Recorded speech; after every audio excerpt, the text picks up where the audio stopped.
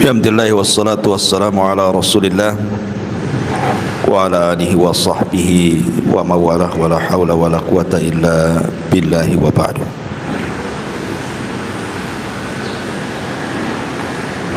Baik, kita lanjutkan hadis ke-38. An Abi Hurairah radhiyallahu anhu qala qala Rasulullah sallallahu alaihi wasallam Inna Allah ta'ala qala man 'ada li waliyan faqad adhantuhu bil harbi wa ma taqarraba ilayya 'abdi bi syai'in ahabba ilayya mimma aftaradtuhu alayhi wa la yazalu 'abdi yataqarrabu ilayya bin nawafil hatta uhibbahu fa idza ahbabtuhu kuntu sam'ahu alladhi yasma'u bih wa basarahu alladhi yubsiru bih wa yadahu allati yabtishu biha wa rijlahu allati yamshi biha wa la in sa'alani la u'tiyanna wa la in ista'adhani la u'idhanna. Rawahul Bukhari.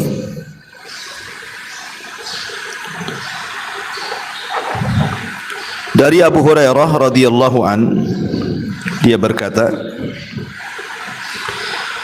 Nabi sallallahu alaihi wasallam bersabda, sesungguhnya Allah Subhanahu wa taala berfirman, barang siapa yang memusuhi wali-waliku, maka sungguh aku telah mengumandangkan perang bersamanya. Dan tidaklah seseorang mendekatkan diri kepadaku, seorang hamba, dengan sesuatu yang lebih aku cintai daripada apa yang aku wajibkan kepadanya. Dan ketika seorang hamba mendekatkan diri kepadaku dengan yang sunnah-sunnah, sehingga aku semakin mencintainya. Dan apabila aku mencintainya, maka aku akan menjadi pendengaran yang ia mendengar dengannya, dan aku akan menjadi penglihatannya yang ia melihat dengannya, atau aku akan menjadi tangannya yang ia bergerak dengannya, atau kakinya yang ia jalan dengannya. Dan jika dia meminta kepadaku sesuatu, maka aku akan beri dia. Dan jika dia berlindung kepadaku, aku akan lindungi dia.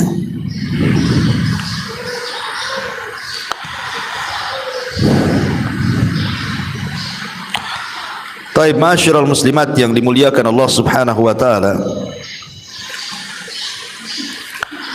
Hadis ini, hadis ke-38 ini adalah hadis qudsi. Dan hadis qudsi itu tentu berbeda dengan hadis-hadis biasa, karena hadis qudsi itu langsung dari Allah Subhanahu wa taala, baik secara lafaz ataupun secara makna.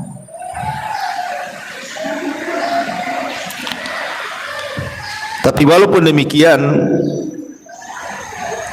tentu hadis qudsi tidak lebih tinggi kedudukannya dibandingkan Al-Quran. Tetap Al-Quran lebih tinggi, baru kemudian hadis Nabi sallallahu alaihi wasallam. Di sini Nabi sallallahu alaihi wasallam ingin menjelaskan kepada kita tentang wali-wali Allah Subhanahu wa taala. Inna Allah ta'ala qala man 'ada li waliyan, siapa yang memusuhi wali-waliku. Siapa wali Allah di sini? Disebutkan dalam surah Yunus ayat 62-63, ala inna awliya Allah la khawfun alaihim wa lahum yahzanun alladzina amanu wa kanu yattaqun. Sesungguhnya wali-wali Allah itu la khaufun alaihim, mereka tidak diberikan rasa takut dan mereka juga tidak bersedih hati. Tetapi wali-wali Allah adalah orang-orang yang beriman dan mereka bertakwa. Berarti dari sini kata Syekhul Islam Ibn Taimiyah rahimahullahu taala, syarat menjadi wali Allah dua.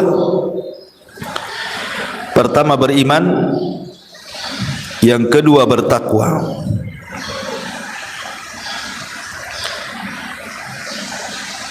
Lah orang-orang yang beriman dan bertakwa ini jangan dimusuhi. Kalau sampai dimusuhi berarti dia sudah mengumandangkan perang dengan Allah Subhanahu wa taala. Maka di sini Rasul mengatakan man 'ada li waliyan faqad adantuhu bil harbi. Barang siapa yang memusuhi wali-waliku maka sungguh aku i'lankan perang kepadanya. Kemudian setelah itu Rasul mengatakan wa ma taqarraba ilayya 'abdi bi syai'in ahabba ilayya mimma aftaradtuhu alaihi. Dan tidaklah seorang hambaku mendekatkan diri kepadaku dengan sesuatu yang lebih aku cintai daripada dia melakukan apa yang aku wajibkan kepadanya. Dari sini menunjukkan bahwa yang pertama dilakukan seorang wali Allah adalah melaksanakan kewajiban. Seperti salat wajib, puasa wajib, zakat wajib, haji dan begitu seterusnya. Baru setelah itu berpindah kepada yang sunnah. Wala yazalu abdi yataqarrabu bin nawafil hatta uhibbahu. Setelah dia melaksanakan yang wajib-wajib, kemudian dia pindah kepada yang sunnah. Kata Nabi SAW di sini, ketika seorang hamba mendekatkan diri kepadaku dengan yang sunnah-sunnah, hatta uhibbahu, sehingga dia mendapatkan kecintaan Allah. Hatta uhibbahu, sampai aku, kata Allah, lebih mencintainya. Dan kalau Allah Subhanahu wa taala sudah mencintai hamba ini, karena bukan hanya melaksanakan yang wajib tapi juga yang sunnah, apa balasannya? Fa idza ahbabtuhu, kalau aku, kata Allah, sudah cinta dengan hambaku ini, kuntu sam'ahu alladhi yasma'u bi, maka aku akan menjadi pendengarannya, penglihatannya, tangannya, kakinya, dan apapun yang ia minta akan diberi, dan apapun yang ia minta perlindungan pasti akan dilindungi.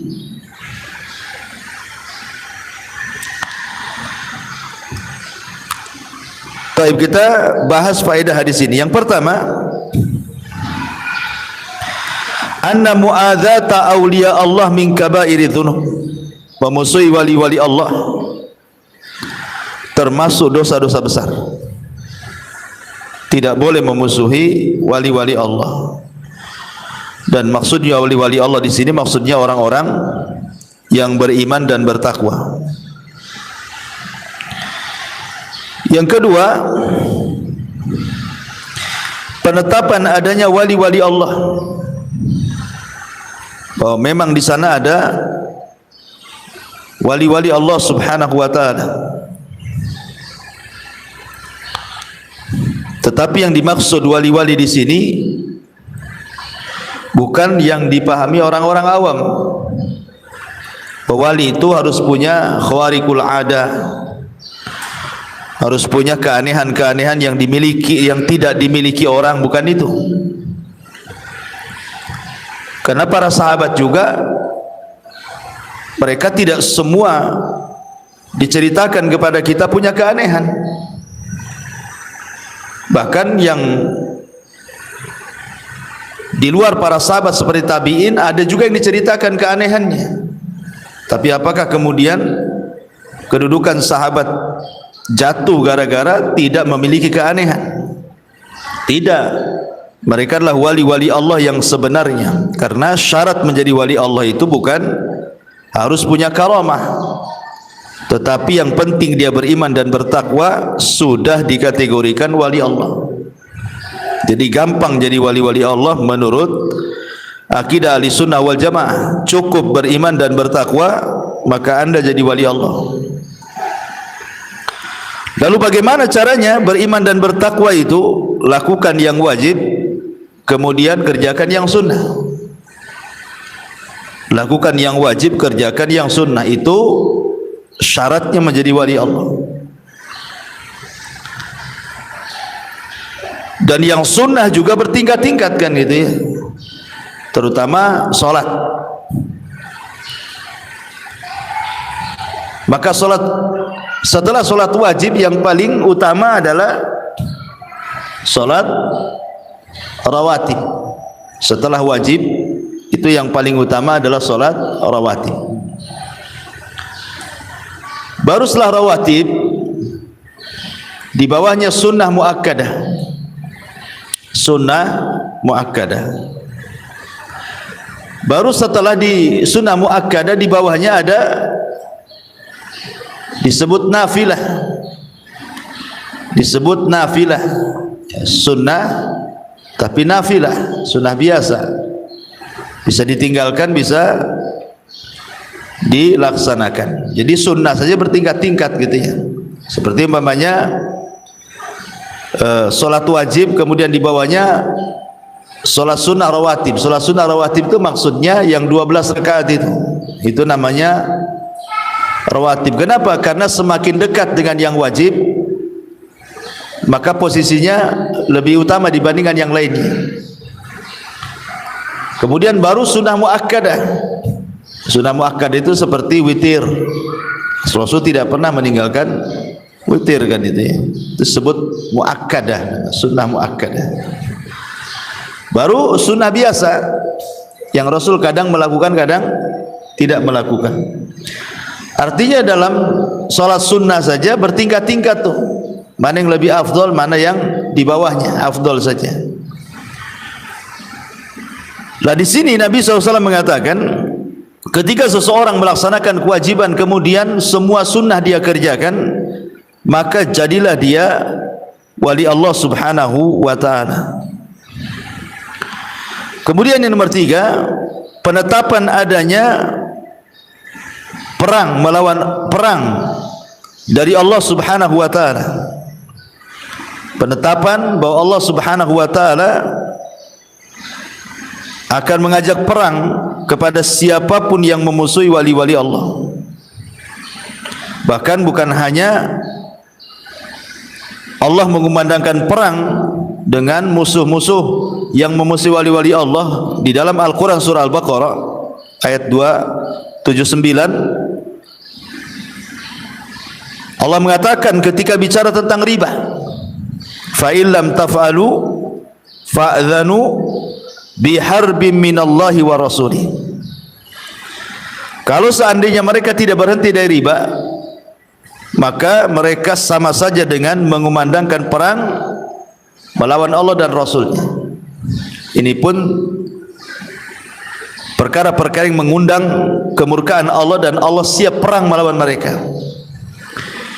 Kemudian juga di dalam surah Al-Maidah ayat 33-nya bukan hanya bicara soal riba, tetapi bicara soal qutta'ut turuq, para perampok, para perompak. Allah mengatakan, innama jazaa'ul ladzina yuharibuna Allah wa rasulah wa yas'auna fil ardi fasadan an yuqattalu aw yusallabu aw tuqatta'a aydihim wa arjulahum min khilafin aw yunfaw minal ardi. Hanya saja balasan orang-orang yang mereka memerangi Allah dan Rasulnya dan berusaha merusak bumi untuk dibunuh, disalib atau dipotong tangan dan kakinya secara silang atau dijauhkan dari bumi, diasingkan. Artinya ini juga orang-orang yang mengumandangkan perang melawan Allah, para perompak, para perampok itu ya. Jadi yang pertama, orang-orang yang memusuhi wali-wali Allah, maka mereka sedang mengumandangkan perang melawan Allah. Yang kedua, orang-orang yang makan riba, mereka sedang mengumandangkan perang melawan Allah. Yang ketiga, para perompak, itu sedang mengumandangkan perang juga dengan Allah Subhanahu wa ta'ala. Kemudian juga faedah yang keempat, itsbatu mahabbatillah, penetapan adanya sifat mahabbah, kecintaan Allah. Jadi Allah itu disifati dengan sifat mahabbah, cinta. Dan Allah kalau sudah cinta dengan hambanya, apa yang terjadi?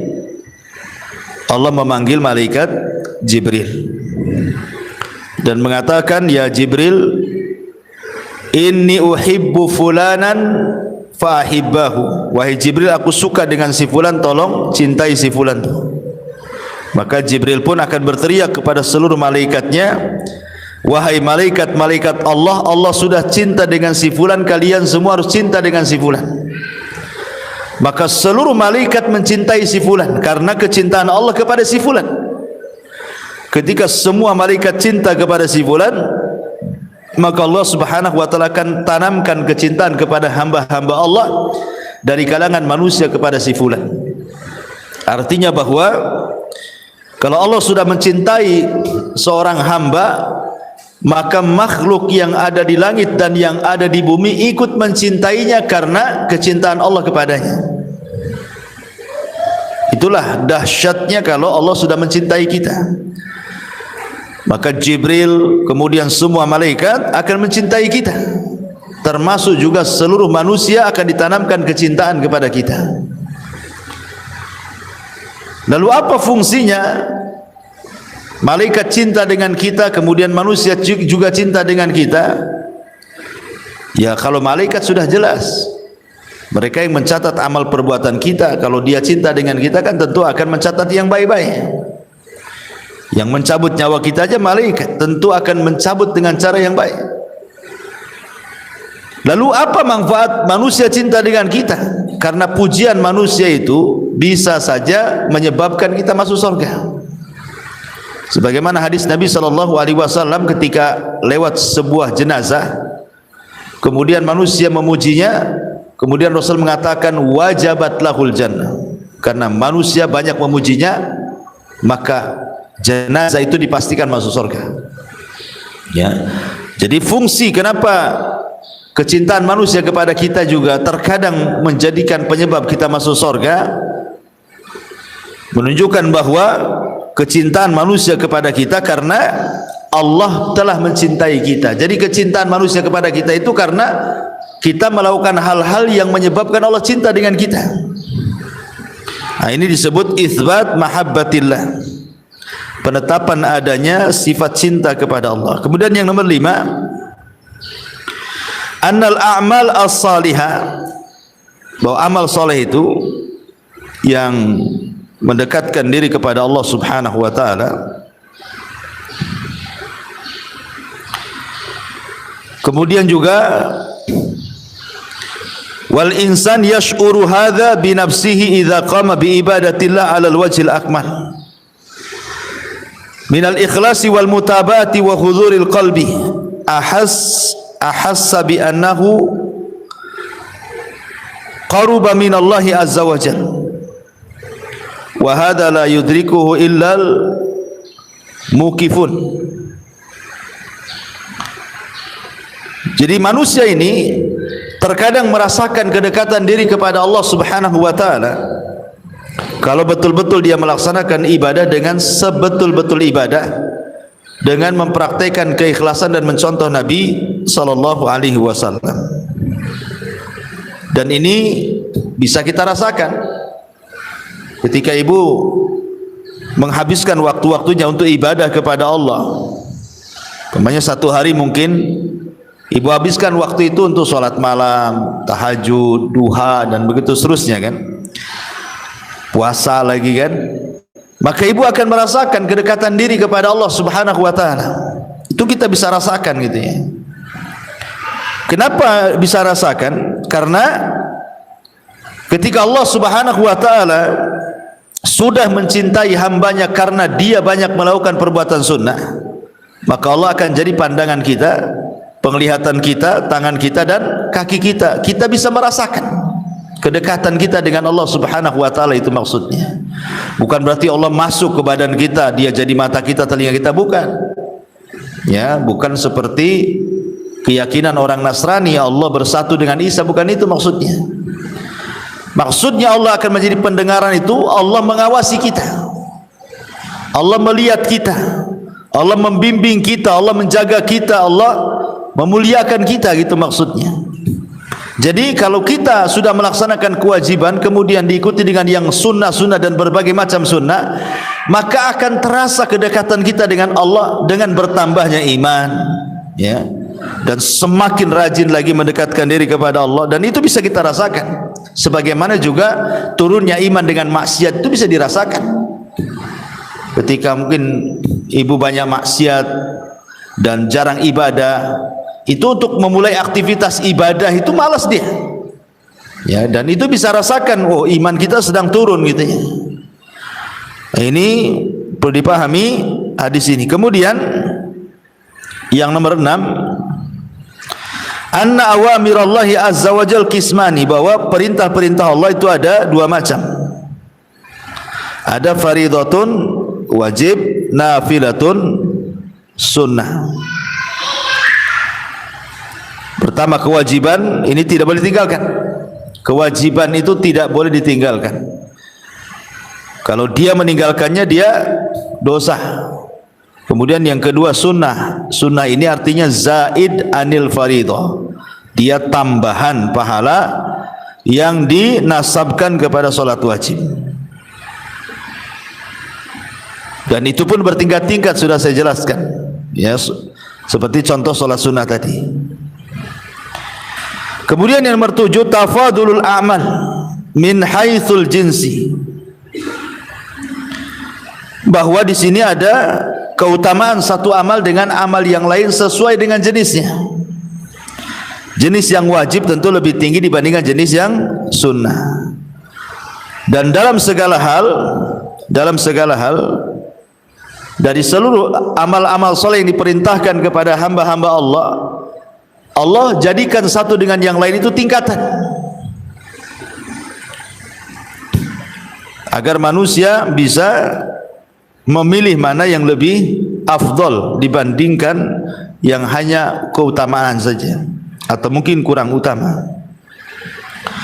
Kemudian yang nomor 8, al-hathu ala kathratin nawafil. Ada dorongan di sini dalam hadis ini untuk memperbanyak melaksanakan yang sunnah-sunnah. Kemudian yang nomor 9, inna kathratan nawafil sababun limahabatillah, bahwa memperbanyak yang sunnah itu penyebab kecintaan Allah Subhanahu wa ta'ala kepada kita. Kemudian yang nomor 10, annallaha idza ahabba 'abdan saddadahu fi sam'i wa basari wa yadi wa rijli. Allah kalau sudah mencintai seorang hamba, maka Allah akan luruskan pendengaran hamba itu, penglihatan hamba itu, tangan hamba itu, dan kaki hamba itu. Kemudian yang nomor 11, annallaha idza ahabba 'abdan ajaba mas'alatahu. Allah kalau sudah suka dengan hamba, pasti permintaan hamba yang disukainya akan diberi. Makanya di ujung hadisnya, wa in sa'alani la'utiyanna, kalau dia minta kepadaku pasti aku akan beri. Artinya kalau hamba itu sudah dicintai Allah, apapun permintaannya pasti Allah kabulkan. Kemudian yang nomor 12, karamatu al-awliya 'ala Allah, kemuliaan wali-wali Allah di sisi Allah Subhanahu wa ta'ala, di mana siapapun yang memusuhinya pasti menjadi lawan Allah Subhanahu wa ta'ala. Dan itu karamah, bahwa wali-wali Allah itu dicintai Allah. Jangan sampai dimusuhi, karena musuhi wali-wali Allah sama dengan melakukan dosa besar. Dan sekali lagi bahwa menjadi wali-wali Allah tidak disyaratkan untuk munculnya sebuah karamah. Karena keanehan di dunia ini, yang pertama mukjizat, itu diberikan kepada para nabi, mukjizat. Yang kedua irhasat, irhasat juga diberikan kepada para nabi. Cuman bedanya kalau irhasat, keanehan itu terjadi sebelum diangkat jadi nabi. Tapi kalau sudah diangkat jadi nabi, keanehannya disebut mukjizat namanya. Contoh umpamanya irhasat, di zaman Nabi SAW terjadinya perang gajah dan Allah menangkan dengan cara diutusnya burung ababil 50 hari sebelum lahirnya Nabi. Itu disebut irhasat namanya, ya. Ataupun umpamanya kelahiran Nabi SAW yang mengeluarkan cahaya yang menerangi bumi Persia dan Romawi, itu disebut irhasat namanya. Karena ini Nabi masih bayi, masih belum diangkat jadi Nabi kan. Ataupun sebelum diangkat jadi Nabi, Rasul lewat di sebuah tempat batu dan juga pepohonan mengucapkan salam. Nah, ini disebut irhasat. Tapi kalau sudah jadi Nabi atau jadi Rasul, maka berubah keanehan dari irhasat menjadi mukjizat. Ini keanehan bagi para nabi. Kemudian yang ketiga ada namanya karamah, dan yang keempat ada namanya maunah. Ada karamah, ada maunah, ya. Apa bedanya karamah dengan maunah ini? Sebenarnya kurang lebih saja. Cuman karamah ini biasanya diberikan kepada wali-wali Allah yang beriman dan bertakwa, artinya betul-betul wali gitu ya. Betul-betul ibadahnya luar biasa kepada Allah Azza wa Jalla. Maka terkadang Allah akan berikan karamahnya. Seperti contohnya di zaman Rasul, ada seorang sahabat namanya siapa itu? Dari kabilah Daus, Tufail ibn Amr ad-Dausi. Tufail ibn Amr ad-Dausi. Tufail ibn Amr ad-Dausi ini ingin berdakwah kepada kaumnya. Akhirnya kemudian dia datang kepada Rasulullah, karena ketika dia berdakwah pertama kali tidak ada yang masuk Islam. Kemudian dia mengeluh kepada Nabi, kaumku sudah kudakwai wahai Rasul, tapi tidak ada juga yang masuk Islam. Kemudian kata Tufail, ya Rasulullah, berikanlah tanda kuasa Allah kepadaku. Maka Rasul mengatakan, idhab, pergi, nanti tanda itu akan menyusulmu. Maka Tufail pun berangkat pergi menuju Daus. Di tengah jalan tiba-tiba muncul cahaya di dahinya. Muncul cahaya di dahinya. Akhirnya dia mengatakan, ya Rabb, jangan sampai kau letakkan cahaya itu di dahiku, akan membuat fitnah manusia. Akhirnya kemudian Allah pindahkan cahaya di tangannya. Kemudian Tufail mengatakan, jangan kau letakkan di tanganku ya Rabb, ini akan menjadi fitnah bagi manusia. Maka Allah letakkan di mulutnya. Jadi kalau ngomong tuh berkilau-kilau tuh, ya. Bukan karena giginya yang putih, bukan, ada cahayanya gitu ya. Alah, sebab itulah kaum Daus banyak masuk Islam. Salah satunya Abu Hurairah masuk Islam di tangan Tufail ibn Amr ad-Dausi. Satu Daus masuk Islam semua. Artinya di sini Tufail diberikan karamah berupa cahaya kan gitu ya. Nah, itu disebut karamah namanya. Disebut karamah. Adapun maunah, maunah itu ya orang biasa kayak kita gini kan, orang biasa. Ya, orang biasa tapi soleh gitu ya. Tetap melaksanakan kewajiban Allah Azza wa Jalla dan sunnah-sunnahnya. Dan maunah ini biasanya pertolongan Allah di waktu-waktu tertentu, seperti ada kebakaran hebat ya, tapi harusnya rumah ibu tuh kebakaran, ibu ada di dalam situ, tapi ketika api sudah membakar rumah tetangga, tahu-tahu padam, nggak sampai ke rumah kita dan kita selamat di situ. Itu namanya maunah, pertolongan. Seperti seorang syekh itu bercerita, jadi ada seorang laki-laki, dia sedang berbincang dengan kawannya, tiba-tiba ada asap mengepul dari kejauhan dan mengatakan, itu rumahmu ya, yang ada asap itu? Kata dia, tidak, itu bukan rumahku. Kemudian kawannya ini mengatakan, bahkan rumahmu sedang kebakaran, lihat asapnya semakin mengepul ke langit. Kata kawannya, tidak, rumahku tidak mungkin kebakaran. Kemudian dia tetap mendesak, lihat asap itu betul-betul dari atap rumahmu, katanya. Dia mengatakan, tidak, itu bukan rumahku, karena sebelum aku pergi, ketika aku keluar rumah, aku membaca bismillahi la yadurruhu ma'asmi syai'un fil ardi wala fis sama wa huwa samiul alim. Aku berdoa sebelum aku pergi, aku berdoa dengan doa ini, bismillahi la yadurruhu ma'asmi syai'un, katanya, dengan menyebut nama Allah subhanahu wa ta'ala. Dia berlindung kepada Allah subhanahu wa ta'ala dengan namanya dari sesuatu yang memadaratkan dia di langit dan di bumi. Dan Allah zat yang maha as-sami, mendengar, dan al-alim, mengetahui. Dengan pede yakinnya, enggak mungkin rumahku kebakar, karena aku berdoa dengan doa ini sebelum keluar, katanya. Akhirnya betul-betul dilihat, memang betul, rupanya yang terbakar itu rumah tetangganya, bukan rumah dia. Ya. Jadi kalau seandainya rumah ini kopel gitu ya, apinya itu hanya membakar rumah sebelah saja, rumah kita tidak gitu. Itu disebut maunah, namanya pertolongan kan itu. Pertolongan dari Allah. Dan ini bisa saja diberikan kepada yang beriman, yang beramal saleh, walaupun tidak sampai tingkatan wali-wali Allah yang mungkin keilmuan mereka luar biasa gitu. Disebut maunah.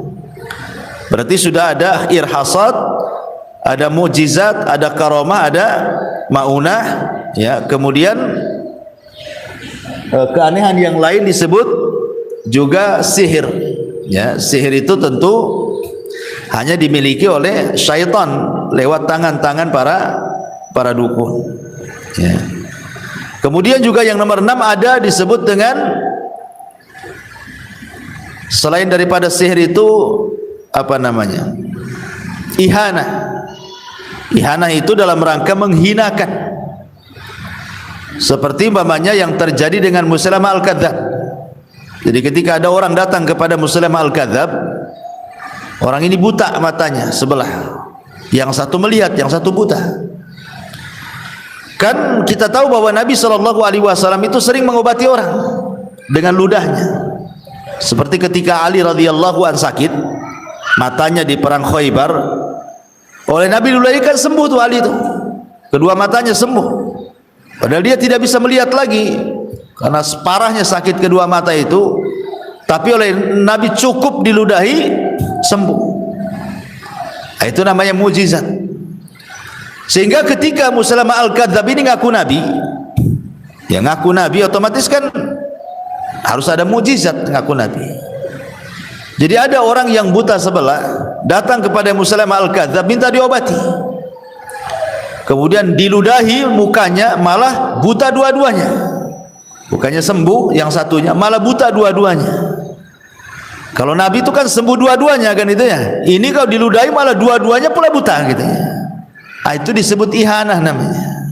Berarti nabinya bukan nabi asli, tapi nabi palsu gitu maksudnya, dalam rangka dihinakan oleh Allah Azza wa Jalla. Berarti ini nabi KW gitu ya, nabi abal-abal, nabi, ya nabi nggak jelas, Musailamah al-Kadzdzab. Itu disebut ihana, keanehan dalam rangka menghinakan juga kan. Karena aneh, diludahi kok bisa buta matanya gitu ya. Ludahnya tuh racun apa itu kok bisa orang diludahi bisa buta, kan berarti berbisa tuh ludahnya. Ya. Ludah kita aja yang belum tentu kan membutakan orang, tapi ludahnya Musailamah al-Kadzdzab ini bukannya menyembuhkan, malah membutakan. Iya, Allah hendak menghinakan bahwa dia bukan seorang nabi. Itu disebut ihanah namanya. Ya, ihanah, irhasat, mukjizat, karamah, maunah, sihir, dan al-ihanah. Itulah keanehan-keanehan yang terjadi di bumi. Lah, wali-wali Allah Subhanahu wa taala terkadang Allah berikan karamah. Tapi bukan berarti ketika tidak memiliki karomah tidak bisa jadi wali Allah, bukan seperti itu. Karena banyak para sahabat tidak disebutkan karomahnya gitu kan, tapi mereka wali-wali Allah tingkat tinggi juga kan gitu. Tapi para tabi'in juga banyak kisah-kisah mereka diberikan karomah, bukan berarti tabi'in lebih hebat dibandingkan para sahabat karena mereka tidak punya karomah, tidak, bukan itu barometer bahwa orang itu lebih tinggi derajatnya dibandingkan yang lain dengan karomahnya. Sebab kalau itu yang jadi patokan, maka disinilah yang kemudian salah paham atau salah arti masyarakat ketika memahami masalah wali. Jadi disebut wali itu kalau punya karomah. Lah dari definisi inilah kemudian banyak digunakan oleh dukun-dukun dan setan-setan yang berkedok dukun, seolah-olah mereka punya keanehan padahal sihir, kemudian mengaku orang pintar dengan berkedok kiai, kemudian akhirnya disangka ulama, disangka ajengan, disangka orang beragama. Kenapa? Punya karomah, padahal di sebalik itu dunia perdukunan. Nah, itu jadi masalah jadinya. Makanya hadis ini membantah, hadis ini sebenarnya membantah mereka bahwa menjadi wali Allah itu simpel, tidak ada yang sulit, siapapun bisa, tidak ada kriteria khusus. Yang penting jalankan kewajiban. Setelah menjalankan kewajiban, cintai yang sunnah-sunnah, itu sudah syarat mutlak jadi wali Allah tuh. Beriman dan bertakwa dengan cara apa? Jalankan kewajiban, ikuti kewajiban dengan sunnah-sunnah, jadilah ibu wali Allah. Selesai, jadi wali Allah tuh. Laksanakan dua perkara, wajib, sunnah, jadi wali Allah. Sebab kalau seandainya orang-orang yang mengaku wali-wali Allah itu kemudian mereka jauh dari kewajiban dan juga dari sunnah-sunnah Nabi SAW, kita katakan bukan wali Allah itu.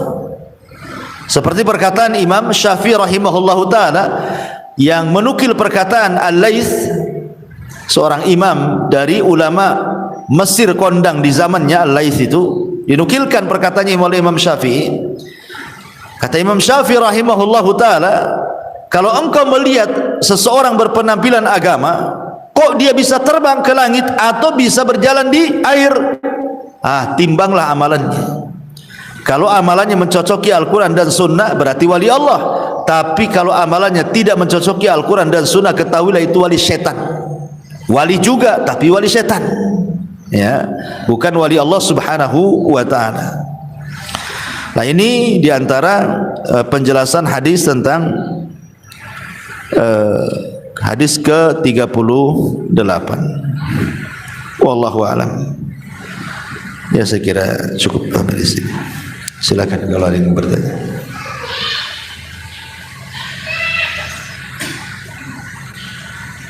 Saya minta maaf tadi telat, agak mules jadi agak malas ngomong jadinya. Apa bawa santai aja. Ya Bu, silakan. Boleh. Assalamualaikum Ustaz. Dalam pembahasan hadis ke-28 ini jelas ya Ustaz. Berarti ketika ingin menjadi wali Allah itu sangat simpel ya Ustaz. Iya. Terus yang akhirnya hadis ini Ustaz. Di sini juga dalam faedah hadis dikatakan ketika kita mengetahui wali Allah berarti berperang dengan Allah. Terus ketika yang sebelum tadi kita Allah mencintai seseorang itu, maka seluruh anggota tubuhnya akan apa yang Allah cintakan diceritakan kepada dia. Iya. Yang menandakan ketika kita melihat seseorang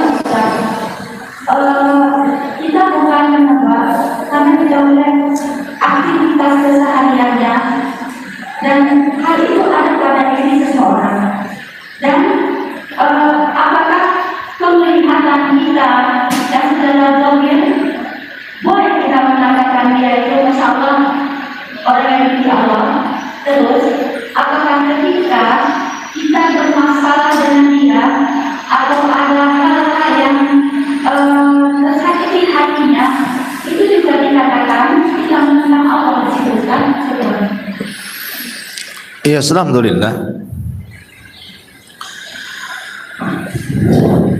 Apakah kita bisa kemudian mengatakan si fulan wali Allah? Ya, sebenarnya kalau memang secara zahir bisa saja, secara zahir lahiriah ya, maksudnya nampak dia orang soleh, mungkin taat dengan Allah, melaksanakan kewajiban, kemudian sholat sunnahnya pun nampak, kita bisa melihatnya, belum lagi sedekahnya, akhlaknya, baiklah pokoknya. Ya bisa saja kita katakan ya mudah-mudahan dia wali Allah kan gitu ya. Walaupun penilaiannya kembali kepada Allah. Kita kan hanya melihat zahirnya saja. Karena hukum batin itu diserahkan kepada Allah. Kita tidak boleh menghukumi batin orang. Kita hanya melihat zahirnya saja. Nampak orang itu soleh, rajin ke masjid, kalau laki-laki makanya sholat 5 waktu tidak pernah tinggal. Belum lagi yang sunnah, belum lagi akhlaknya baik, belum lagi ini itu macam-macam mungkin. Kalau kita melihat orang seperti ini, jangan disakiti. Menyakiti dia sama dengan menyakiti wali-wali Allah, dan ini dosa besar. Karena orang itu orang yang dekat dengan Allah. Sempat dia berdoa, doanya mustajab tuh. Ya, karena semakin dekat dengan Allah maka semakin mustajab doanya. Seperti hadis ini, wala in sa'alani la utiyanna wala in ista'adzani la uidzanna. Kalau dia minta ku beri. Kalau dia minta saja ku beri. Kalau dia minta perlindungan ku lindungi, kata Allah. Jadi kalau sampai kita menyakiti mereka yang zahirnya adalah wali-wali Allah, nampak gitu ya kewajibannya dilaksanakan, sunnah-sunnah juga dilaksanakan, maka sama saja kita ini berhadapan dengan Allah. Sama saja berhadapan dengan Allah. Maka hendaklah takut kalau kita menghadapi orang-orang yang kedekatan dia dengan Allah luar biasa. Wallahu a'lam. Berarti di sini intinya, walaupun hanya secara zahir ya Ustaz kita melihat, karena urusan batin urusan kita kepada Allah, tetap kita menghargai orang tersebut, menjaga etika ya Ustaz. Iya, absolut. Kepada orang tersebut. Iya. Terus Ustaz, ini bisa nyata ya Ustaz. Tadi juga dikatakan yang pada nomor 12 tadi itu memasuki wali-wali Allah akan mendatangkan perubahan Allah yang tadi atau mujizat agama dan selanjutnya. Terus ketika seseorang mengalami hal yang demikian pada saat sekarang ini Ustaz, dan ini terjadi pada diri seseorang, dan ketika banjir ya Ustaz, musim hujan seperti ini, dan biasanya rumahnya itu memang banjir, dan rumahnya itu memang secara dilihat mengalir air banjir. Dan katakanlah saat itu dia menolong orang tuanya ya Ustaz yang orang kebanjiran, dan orang tuanya tidak mengizinkan dia pulang ke rumahnya karena khawatir rumah orang tuanya itu kebanjiran. Terus saat itu dia mengalir kepada Allah, ya Allah, ini ceritanya begini disampaikan ya Ustaz, selamatkan rumahku ya Allah dari hujan lebat ini. Karena biasanya kalau hujan lebat itu rumahnya banjir, tapi karena dia menolong orang tuanya dan terpenuhi segala kedahuan dia pulang, satu tetes air itu nggak masuk ke rumahnya Ustaz. Pas dia lihat rumahnya sendiri, tanya anak-anaknya, katanya nggak ada air yang masuk. Apakah juga ini bisa dikatakan jenis karomah atau Maunah. Iya, sebenarnya karomah dengan maunah itu kurang lebih saja. Cuman ada yang membedakan. Ada sebagian ulama membedakan bahwa kalau karomah itu agak tinggi tingkatannya. Ya, maksudnya diberikan kepada para ulama, orang-orang yang soleh betul-betul gitu ya. Kalau maunah ini ya orang biasa lah, tapi taat. Orang biasa tapi taat gitu ya. Mungkin dia jarang hadir di majelis ilmu gitu ya. Tapi dia ngajinya lewat mungkin handphone atau apa, tapi dia amalkan. Ya diamalkan gitu ya, apa yang didapat diamalkan. Kemudian suatu ketika ada keanehan gitu ya. Ketika terjadi gempa semua roboh semua. Rumah dia pula tak roboh. Nah, itu pertolongan Allah, gitu ya. Atau semua kena corona, dia pula tak kena corona, nah, bisa saja itu pertolongan.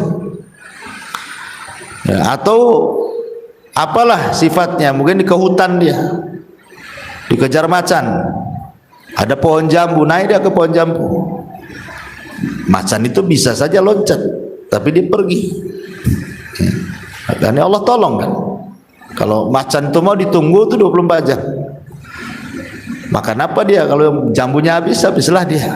Bukan jambu di pohon jambu kan. Nah, itu boleh jadi itu dalam bentuk maunah namanya. Ditolong oleh Allah. Iya, ya lihatlah ke pribadi orang itu setingkat apa kesolehan dia gitu. Dia pemasuk karomah atau maunah. Karena kalau yang tidak membedakan karomah maunah sama saja ya sudah, berarti ya bisa karomah bisa maunah gitu ya. Tapi yang membedakan, oh karomah agak tinggi makomnya, maunah di bawahnya. Nah, berarti tengok makom dia, kesolehannya, kealimannya, keulamanya tingkat berapa gitu ya. Ya kalau dia orang-orang biasa saja berarti maunah gitu. Kalau dia ulama berarti karomah gitu, gitu aja lah. Wallahu a'lam.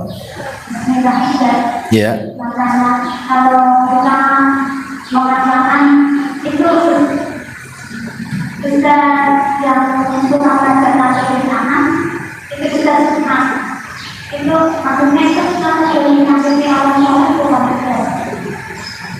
Maksudnya Bu? Itu kan sebenarnya semangat. Kalau ada kita, kalau kita bilang sebenarnya itu semangat, itu sebenarnya menyakiti orang soleh bukan betul. Mengatakan ini Ustaz Sunnah, ini Ustaz Bid'ah gitu.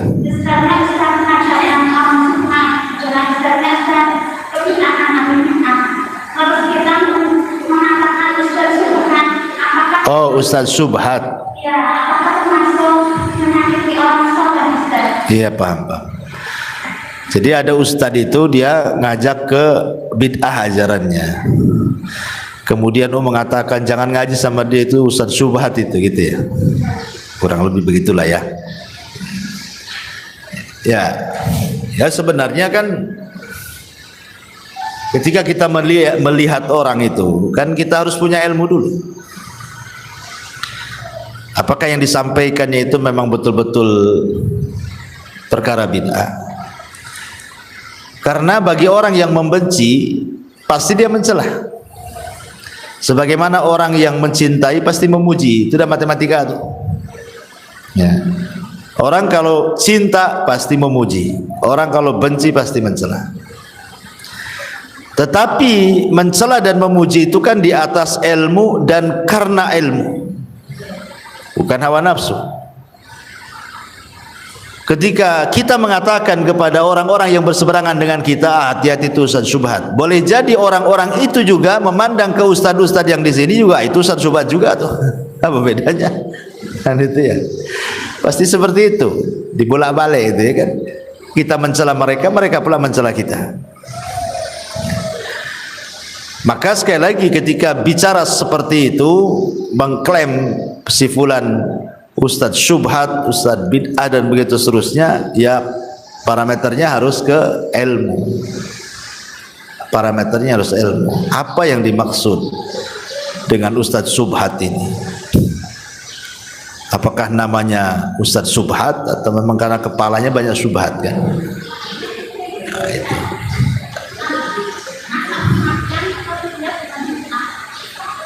Iya, jadi ketika kita ini menghukumi orang, mentakyin bahasanya, beda ya.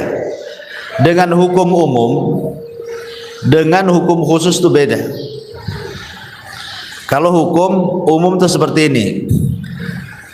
Kalau ada ustadz siapapun ustadz, pemain saya ngomong begitu ya. Kalau ada ustadz siapapun ustadz meragukan tentang Al-Quran, hati-hati ini ustadz-ustadz syubhat. Itu umum ya. Tapi kalau udah tunjuk muka, hati-hati tuh yang ngisi hari apa ini ya, hari Rabu nih. Nah, itu Abu Merah itu ustadz syubhat. Nah, itu kan sudah ta'yin perorangan kan. kalau sudah ta'yin per orang ini berat konsekuensinya. Ya. Karena kan harus adu hujah dulu. Harus ada argumen dulu. Sudahkah menyampaikan hujah kepada ustaz tersebut? Yang kedua, pahamkah dengan hujah yang disampaikan kepada ustaz tersebut? Yang ketiga, masih ngeyelkah dengan hujah itu? Dia tahu itu hak tapi masih dilanggar. Yang keempat, sudahkah kita bersihkan syubhat di kepalanya?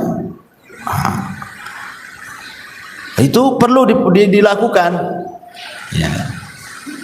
Tetapi kalau hukum secara umum ya nggak apa-apa. Kalau sudah khusus tidak bisa. Harus ada bulughul hujah namanya. Ya. Sampainya hujah kepada orang yang kita tuduh itu. Kalau belum hujah berarti kita menuduh. Tuduhan itu takutnya berbalik kepada yang nuduh. Seperti Rasul mengatakan, jangan kau katakan kepada saudaramu, hei kafir, sebab jangan-jangan kekafiran kembali ke yang ucapkannya. Hati-hati itu subhat.